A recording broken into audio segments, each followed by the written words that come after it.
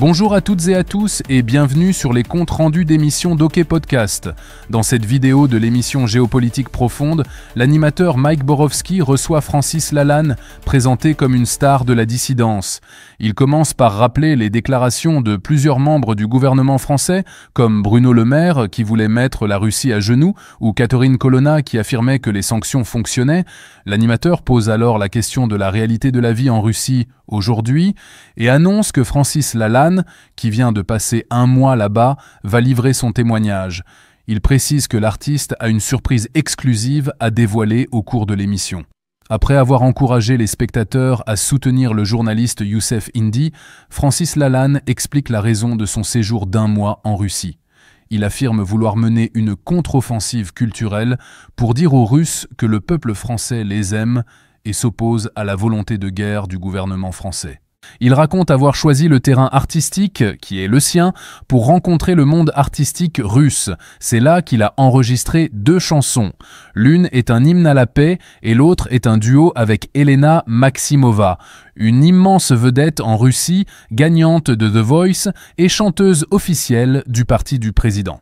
Francis Lalanne voit dans cet accueil chaleureux la preuve que le peuple russe ne considère pas le peuple français comme un ennemi et sait faire la différence entre les prises de position du gouvernement et l'état d'esprit réel des Français.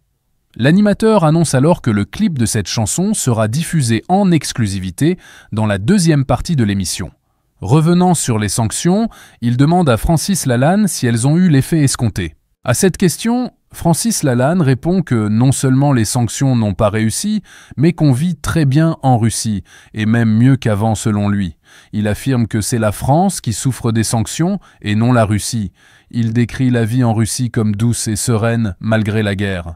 Il parle d'un pouvoir d'achat très élevé et d'un climat de fraternité. Pour lui, Moscou est le Paris qu'il rêverait de revoir, une ville où l'on vit dans un climat apaisé.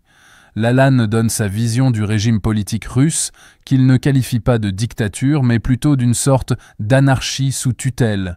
Il décrit un système où les régions s'autogèrent avec une grande flexibilité, tout en respectant un cadre de valeurs fondamentales non négociables. Il estime que c'est ce type de régime, basé sur le temps long et l'écoute du peuple, que la France mériterait.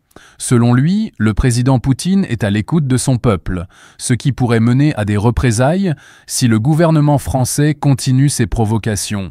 Francis Lalanne lit ensuite un premier poème, tiré de son livre censuré, qui décrit comment la France, en armant et en soutenant l'Ukraine, a de fait déclaré la guerre à la Russie. Il enchaîne avec un second poème, L'heure des contes, qui interroge sur ce que les Français diront aux mères russes dont les enfants auront été tués par des armes françaises et met en garde contre un retour de la guerre sur le sol français.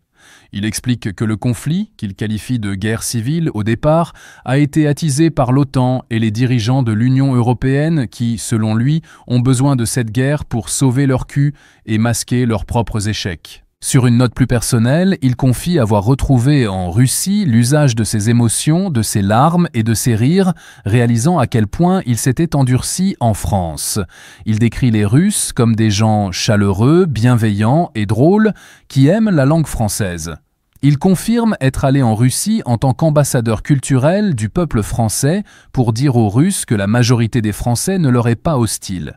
Il se sent investi d'un mandat artistique et populaire pour porter cette voix. Lalanne raconte alors 2 anecdotes particulièrement touchantes. La première est sa rencontre avec un jeune vétéran russe ayant perdu un bras au Donbass.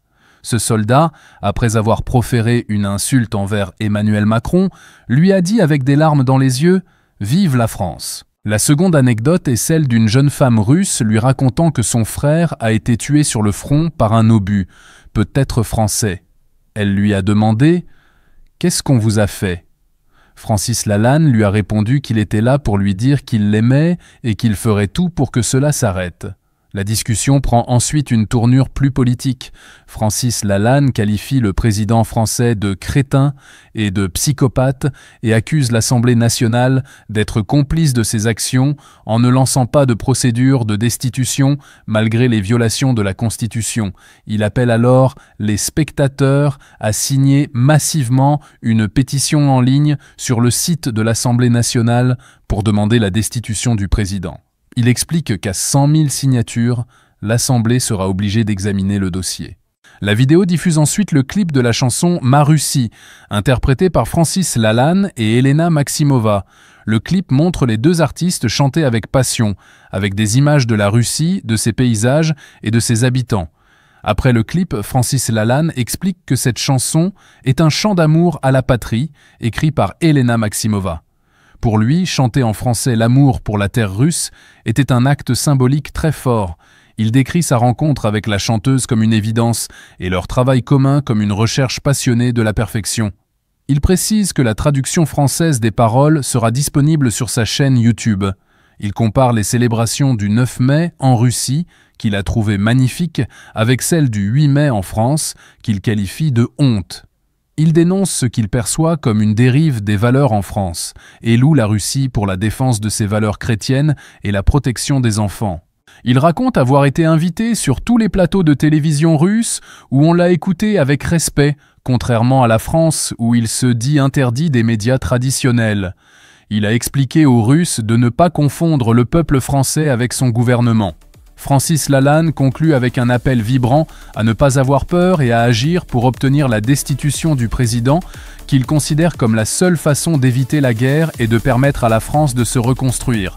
Il fustige l'aquabonisme et appelle le peuple français à se souvenir qu'il est le peuple du tout possible. N'oubliez pas de vous abonner et d'activer la cloche pour ne manquer aucune de nos prochaines vidéos. À très bientôt.